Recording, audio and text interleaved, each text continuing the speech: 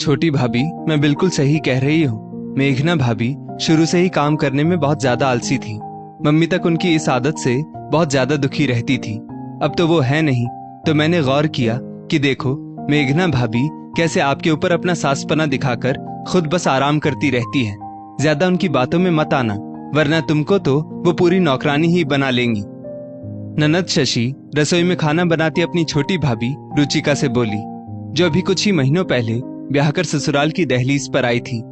शशि का भी ससुराल इसी शहर में था, तो जब देखो तब वो बिना बादल मायके आकर बरस उठती और उसको अपनी दोनों भाभियों का प्रेम फूटी आंख न सुहाता। तभी किसी काम से मेघना रसोई में आई थी और अपना नाम सुनकर दरवाजे पर ही ठिठक गई। मेघना के तो अपनी ननद की ये सब कानाफूसी सुनकर होश ही उड़ गए। हे भगवान, ये कैसी आग लगाने की कोशिश कर रही है ननद रानी हम दोनों के बीच में। लेकिन वो ये सोचकर थोड़ी देर और दरवाजे पर ठिठक गई कि वो सुने तो कि उसकी देवरानी रुचिका उसकी ननद की बात का आखिर क्या जवाब देती है।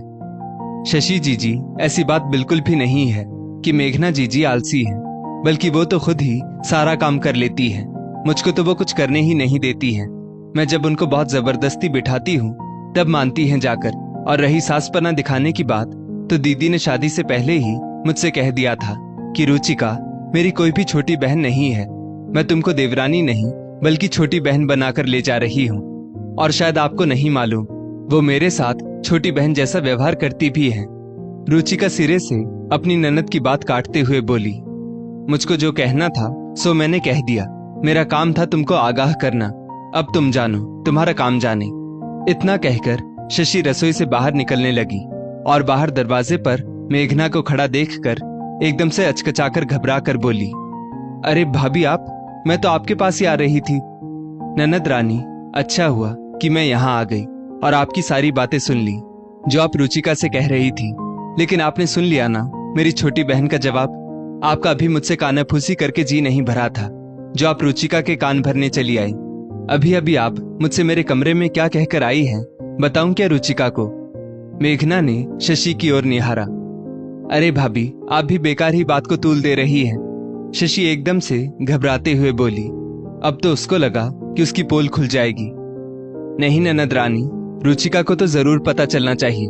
रुचिका, तुमको पता है अभी अभी ननद रानी मुझसे मेरे कमरे में कह रही थी कि बड़ी भाभी छोटी भाभी पर पूरी लगाम कसकर रखिएगा। मम्मी नहीं है तो क्या हुआ, मम्मी की जगह आप तो हैं। अपनी पूरी ठसक बनाकर रखिएगा, वरना आजकल की लड़कियों को ज्यादा लाड़ दुलार दो तो बेवकूफ समझ लेती हैं। और मुझको तो वो चेहरे से ही बहुत चालू लगती है। और जब मैंने डपट दिया तो ये यहाँ आ गई तुम्हारे कान भरने। मेघना बहुत आहत होकर बोली, तुमको पता है रुचिका, जब मम्मी जी थी तब भी अपना वर्चस्व दिखाने के लिए मेरे और मम्मी जी के बीच में उल्टी सीधी बातें लगाकर फूट डालने की कोशिश करती थी। क्योंकि मम्मी जी पहली बहू होने के कारण मुझको बहुत ज्यादा प्यार करती थी। मैं जब ब्याह कर आई तो वो सब कामों में मुझको आगे करने लगी और यही हमारी ननद रानी को खटक जाता था। मम्मी जी इनको समझाती भी थी, लेकिन ननद रानी उनकी सुनना ही नहीं चाहती थी। और अब इनको हम दोनों का साथ और प्यार हजम नहीं हो पा रहा। और तो और रुचिका, हमारी ननद रानी इतनी महान है कि अपनी शादी के 2-3 महीने बाद ही अपनी सास और जेठानी से अलग हो गई थी, जबकि इनके बाद आई और 2 देवरानियां भी सब साथ में रह रही हैं, सिर्फ इनको छोड़कर। लेकिन इन्होंने जीजा जी पर दबाव बनाकर गृहस्थी अलग कर ली। बेचारे जीजा जी कभी कभी बहुत परेशान हो जाते थे तो मुझसे बात कर लिया करते थे। ननद रानी, एक बात याद रखिएगा, आप अपना घर तो सास जेठानी से अलग होकर तोड़ ही चुकी हो और अब हम देवरानी जेठानी के बीच में आग लगाने की सोच रही हो। लेकिन आपकी दाल यहाँ नहीं गलेगी। मैं ठीक कह रही हूँ ना रुचिका? हाँ जीजी, बिल्कुल सही बात। रुचिका मेघना की हाँ में हाँ मिलाते हुए बोली। और हाँ ननद रानी, आप इस घर में पूरे मान सम्मान के साथ आइए जाइए। हम लोगों को कोई ऐतराज नहीं होगा, क्योंकि ये आपका अपना मायका है और आपको पूरा हक है यहाँ आने जाने का। हम लोग भी आपको पूरा पूरा सम्मान देंगे।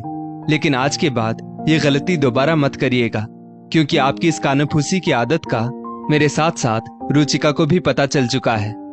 मेघना शशि को सचेत करते हुए बोली। शशि चुपचाप खिसियानी बिल्ली की तरह खड़ी थी। उससे और कुछ बोलते नहीं बना और वो ये बात अच्छी तरह से जान गई थी कि यहाँ इस घर में वो अब सिर्फ एक मेहमान है और उसकी दाल यहाँ बिल्कुल भी नहीं गलेगी। दोस्तों, इस स्टोरी को लेकर आपकी क्या राय है, नीचे कमेंट करके जरूर बताइएगा। और ऐसी ही और भी बेहतरीन वीडियोस के लिए हमारा पेज जरूर फॉलो करें। धन्यवाद।